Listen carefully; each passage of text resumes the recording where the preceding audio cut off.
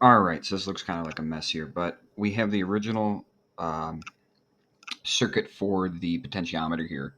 It's just the positive going to the positive rail, the negative going to the negative rail, those two outside terminals, and then our signal going to A0. And what we're going to end up doing is actually controlling a motor, this SG90 servo motor. Let's see if we can get it to focus on that. So it's just a little micro server, so micro servo, and we're going to end up plugging this in and controlling this. Now, on this, we have a brown, red, and orange. The brown is ground, the red is 5 volts power, and the orange is signal for the controlling of the motor itself. And so I have these two leads. This will be ground here. I just stuck some lead wires in the actual device here. Just simple little wires in there.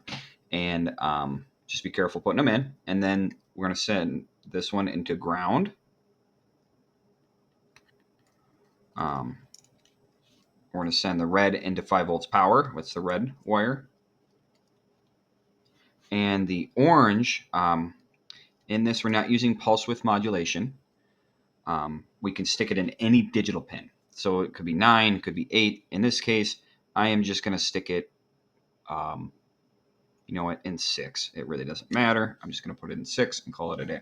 So I have my orange going into lead 6 on the digital lead pin there from the motor. And then I have 5 volt ground and power. So make sure you have that correct. Brown is the negative, red is the 5 volt power from my rail.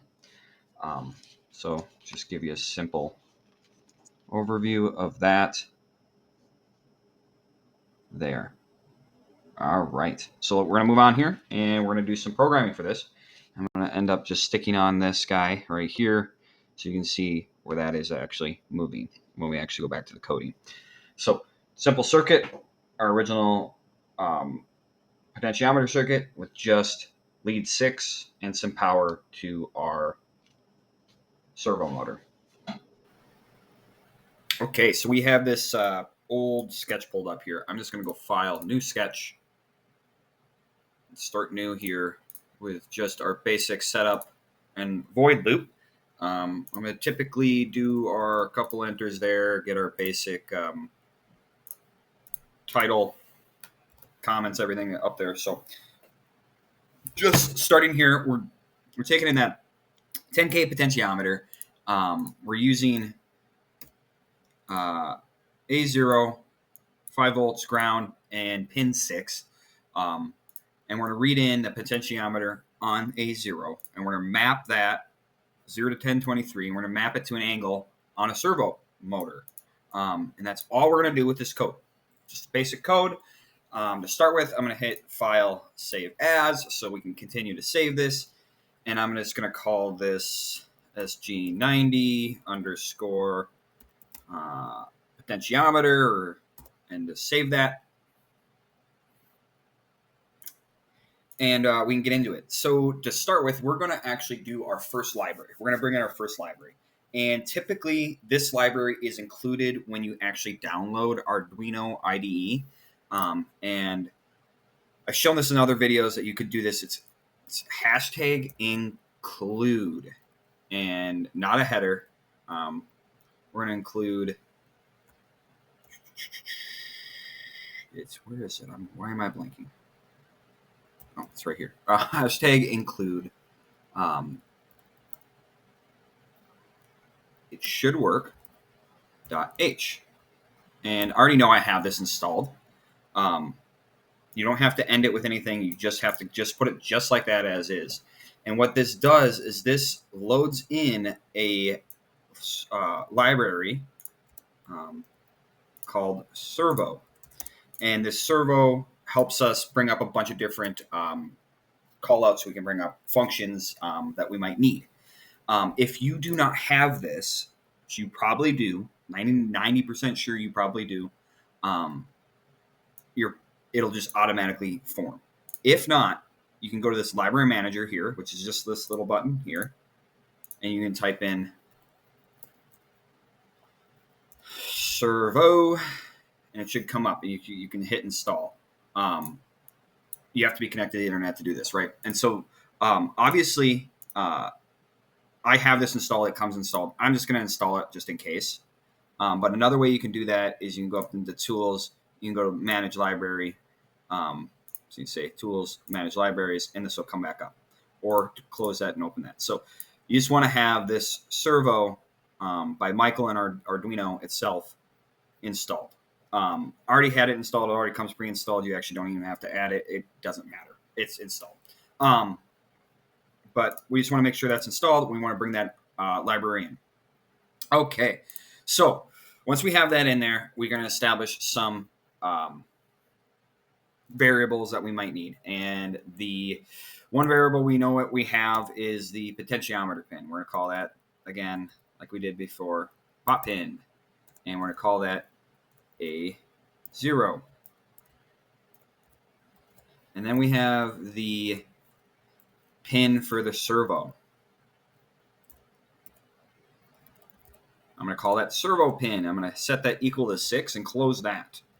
And then we have, again, we have to take that sensor data in. So we can call this sensor. We've been calling it sensor, so I'm just going to stick with that. I'm going to set that equal to 0. And then we're going to end up having another integer for the angle, for storing the angle, for that mapping that we're going to do. So we're going to call that angle. And we're also set that equal to 0 to start with. So just our basic potentiometer pin for that wiper, the potentiometer wiper from that 0 to 123.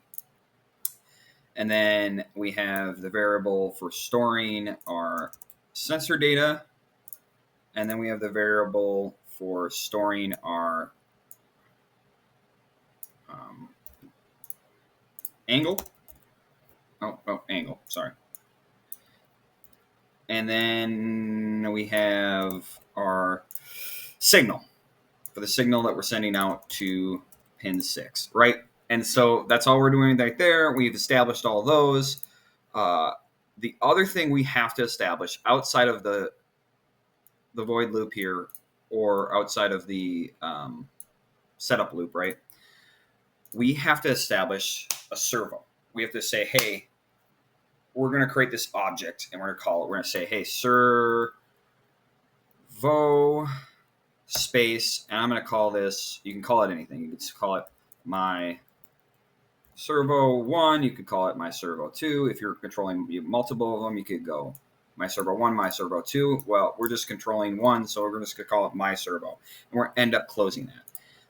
What that does is just create an object so we can command that one servo. That's all that's doing. This is using this library and calling this servo function up. All right, so that's all we need to do. We need to jump down into our setup next, and that's where we're actually going to set up the servo itself. And we're going to attach the servo signal to the D6. It's kind of like saying D6 output again, but we're going to use a different function using the servo library. And using that servo library, it's called, we're going to say my servo, because we called it my servo before. And we're going to say attach pin 6. And so that pin 6 is, what do we call that? Servo pin? Pin 6. We're going to attach pin 6 to my servo. And all that is doing is just telling the computer, again, we're attaching D6 to the servo. That's all we're doing. That's all it's doing. And the library is going to send those time pulses. So that's all it's doing. We can now jump down into the main code, and we can actually program this. And it's really similar to the last code, where we were saying pulse width modulation and mapping with the analog to digital pulse width modulation, and then out to the pin. Almost the same exact thing. So to start with, we're going to start with, we can get rid of this. We don't have to have that. Oops. Okay, yep. We still want to make sure that we have these two brackets, because if I delete that, we're going to have an issue, right? And so we want to write the code inside our two little brackets here. Same thing up here, right? We're going to start with that again, where we're taking in that sensor data, and we're going to analog read from our pot pin, potentiometer pin, and then after that, we're going to say angle, just like we did before with the brightness, right? We're going to do a mapping, and we're going to map from the sensor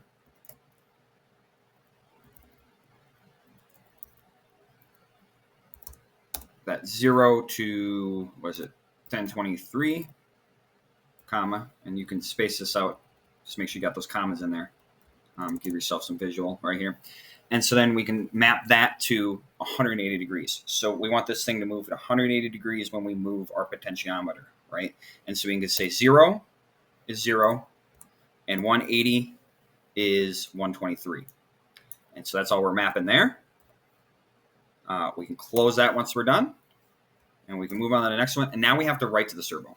And so this one you have to pull up your servo again. So my servo, whatever I named it, I could have named it my name. I could have named it your name. I could have named it anything. Just let's bust this out of the way. Let's get that out of the way so we can see a little better. But all right, where was I? Sorry. All right, you can name it anything. We named it my servo. And we can say write. We're going to write to the servo itself, and we're going to write it the angle.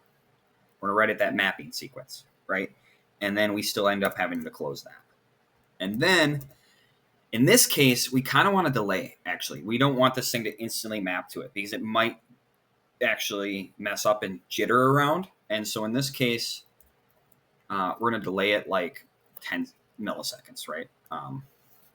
And we want to close that. And we also want to make sure that we still have this guy down here. So I'm just going to back some of this up, clean this up. And so that's all our little code is. It's really similar to the other code we were dealing with, right? And it's really similar in the fact that we're just literally almost writing the same thing, but we have slightly different callouts for how we're reading this and writing this, right? And that's because we're using different functions using the servo motor header file, right? And so really simple. Some comments for you so that you understand what's almost kind of going on here. And then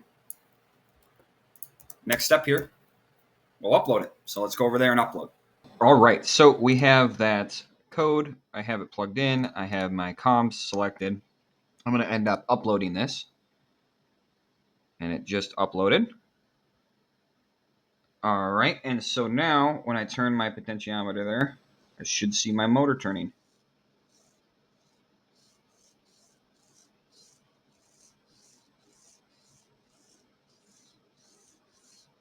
Pretty cool stuff. And so that position is just relative to that 1032 mapping. And so you can map this slightly different. We can go in here and we can only set these. We can say, hey, you know what? I only want to use half of the sensor. We can go like that and map that, and we'll end up having dead zones in this. And so I just put that to 500, and now when I'm all the way here, I've got nothing until I hit 500. So I only got everything on the tail end. If I spin this, as you can see, I spin it to nothing. And so that's just another way you can manipulate those numbers slightly. We can have it only go from like, I don't know, 20 to 80.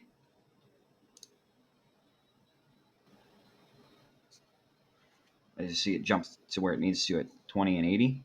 So the whole entire mapping is only controlling those between that range of angles.